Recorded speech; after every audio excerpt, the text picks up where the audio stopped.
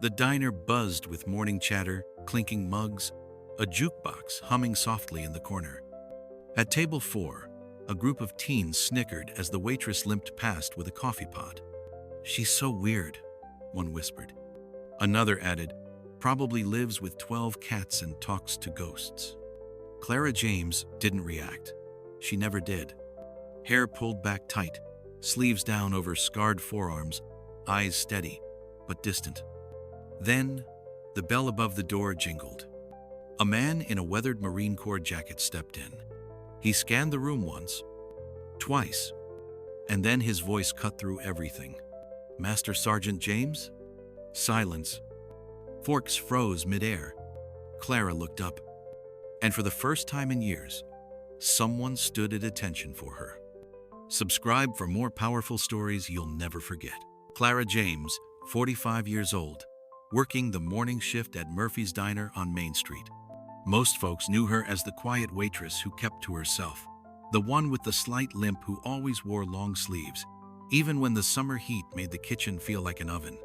What they didn't know was that Clara had spent 22 years serving her country, Master Sergeant, the 2nd of Marching Logistics Group. She trained young Marines, managed supply lines in hostile territory, and earned every stripe on her sleeve through dedication and grit. The limp came from Fallujah, along with a Purple Heart she kept in a drawer at home. Shrapnel from an IED had torn through her hip, but she'd finished the mission anyway. That's who Clara was, someone who finished what she started. After retirement, she drifted to this small town, drawn by its quiet streets and the promise of anonymity. She rented a small apartment above Henderson's Hardware, took the job at the diner, and built herself a simple life. No fanfare, no stories about the old days, no need to explain herself to anyone. She rose every morning at 4 a.m., the same time reveille used to wake her. Old habits. The nightmares still came sometimes, but she'd learned to manage them with routine and work. Coffee at 4:15, shower at 4:30, walk to the diner by 5 o'clock to prep for the breakfast rush. Clara found peace in the predictable rhythm of service, taking orders, pouring coffee, wiping down tables. It wasn't so different from logistics, really. Making sure people got what they needed, when they needed it. But peace and acceptance are different things, and Clara hadn't found much of the latter in this town. Small towns can be wonderful places, but they can also be unforgiving to those who don't fit the mold. Clara had learned this the hard way.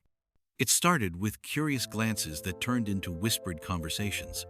People noticed things, how she startled when a car backfired outside, the way she unconsciously scanned rooms when she entered, her habit of positioning herself where she could see all the exits. The teenagers were the worst.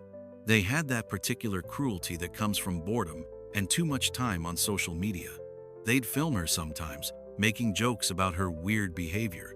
One video, showing her dropping a plate when a door slammed, got hundreds of views before someone reported it. "Look at her," they'd snicker. "Bet she's got bodies buried in her backyard." The adults weren't much better, just more subtle. They'd smile to her face, then speculate behind her back. Was she running from something? Had she been in prison? Why didn't she ever talk about her past?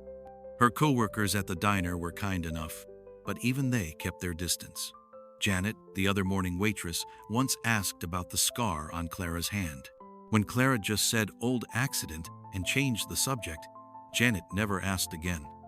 The manager, Bob Murphy, was a good man who paid fair wages and didn't pry into people's business. But even he wondered sometimes. Clara was reliable, showed up on time, did her work without complaint, but there was something about her, a hardness, a distance, that made people uncomfortable. They saw her limp and assumed weakness. They saw her silence and assumed she had nothing to say. They saw her scars and assumed she was broken. What they didn't see was the challenge coin she carried in her pocket, worn smooth from years of handling. They didn't see the small American flag folded with military precision in her wallet. They didn't see the way she still stood at attention when the national anthem played at the high school football games she sometimes attended alone. Most of all, they didn't see the strength it took to start over at 45, to build a quiet life from nothing, to serve others even when those same people whispered about you behind your back. Clara had learned to live with their judgment, but she'd never learned to like it. She told herself it didn't matter what they thought. But at night, in her small apartment, when the silence grew too heavy, she sometimes wondered if she'd made a mistake coming here. That morning, though, everything was about to change.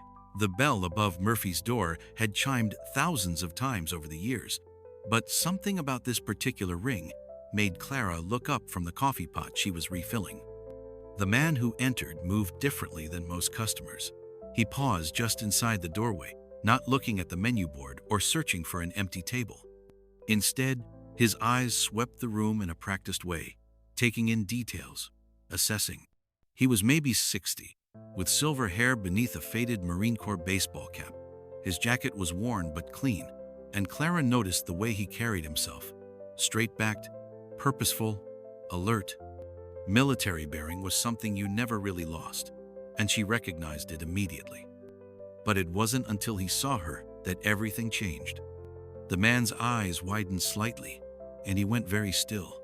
Clara felt a flutter of recognition, something familiar about the face, older now, but Master Sergeant James? The coffee pot trembled in her hands. That voice, she knew that voice. The diner seemed to hold its breath. Conversations stopped mid-sentence. The teenagers at table 4 looked up from their phones, sensing something significant was happening, even if they didn't understand what. Clara set down the coffee pot carefully, her training kicking in even after all these years. When you're uncertain, you gather information. "Do I know you?" she asked, though even as she said it, the pieces were falling into place. The man stepped closer, and suddenly she could see past the years and the gray hair to the young Marine she'd once known. "Staff Sergeant Hayes," he said quietly, "though it's been Master Sergeant Hayes for a while now. Retired. Tommy Hayes." She remembered now. Young, eager, scared out of his mind on his first deployment. She'd been his logistics supervisor, responsible for keeping his unit supplied and safe. He'd been just a kid then, barely 20, all Texas drawl and nervous energy. "Tommy," she said, and something in her voice, warmth, recognition, maybe even relief, made several people in the diner sit up straighter. "Yes, ma'am," he smiled, and for a moment he looked like that young Marine again. "I've been looking for you for a long time." The room was completely quiet now, everyone straining to hear. Clara felt exposed, vulnerable in a way she hadn't in years. But there was something in Tommy's eyes, respect, gratitude, understanding, that made her stand a little taller. "Looking for me?" she asked.